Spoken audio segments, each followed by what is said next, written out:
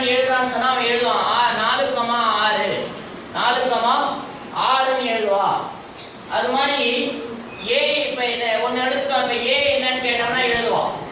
ஏன்னா நம்ம பச்சை கலர்ல இருக்கிறது எல்லாம் ஏ அப்படின்னு சொன்னோம்னா இப்ப எழுதுவான் ஏ 3 4 6 9ன்னு எழுதுவோம். அது மாதிரி பி எழுதுறானா மஞ்சள் கலருக்குள்ள இருக்கிறதெல்லாம் பின்னு தெரியும் சொல்லியிருப்போம் நாம. அப்ப மஞ்சள் கலருக்குள்ள என்ன இருக்கு 2 4 5 6 இதெல்லாம் பி இல்லையா? அது மாதிரி இப்ப எல்லாத்தையுமே அதை நாம சொல்லிடலாம்.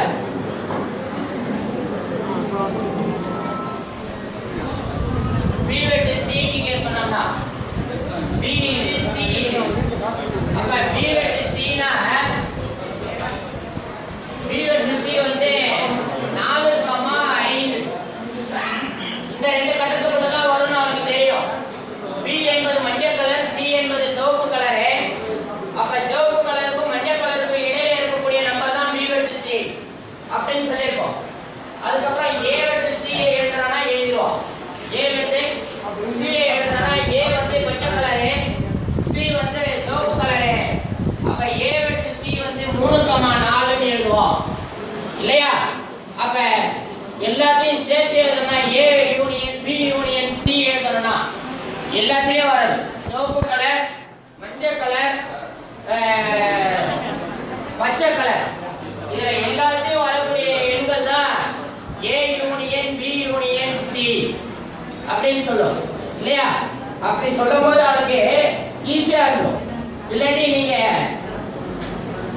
ஏன்னு ஒரு கணத்தை முழுசா எழுதிட்டு கூட பின்னு இன்னொரு கணத்தை முழுசா எழுதிட்டு கூட அதுல இப்ப நீங்க எழுத இதுல ஃபிட் பண்ண சொல்லலாம்.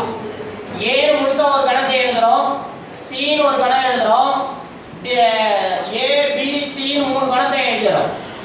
இப்ப ஏ வெட்டு பி வெட்டு சி எதுன்னு அவனை இது உள்ள எழுத சொல்றோம். இது இல்லாம இப்ப இது உள்ள எழுத சொன்னா எழுதணும் எழுத மாட்டானா? கண்டிப்பா எழுதுவோம். 3த்துலயும் வருது, 3 கலருக்குள்ள வருது 4 அப்படின்னா இங்க 4 இங்க எழுதுவாங்க. அப்ப 2 கலருக்குள்ள அப்ப இந்த வித்தியாசங்கள் அந்த அவனை விசுவலைஸா பார்க்கும்போது தான் அவனுக்கு இன்னும் மனசுல ஈஸியா பதியும் அப்படின்றதுனால இதை கொடுத்துருக்காங்க நமக்கு. பட் இதை பயன்படுத்தி நாம எப்படி வேணாலும் அந்த வழிமுறை கணக்குகள் கூட போட்டுக்கலாம் இல்லையா?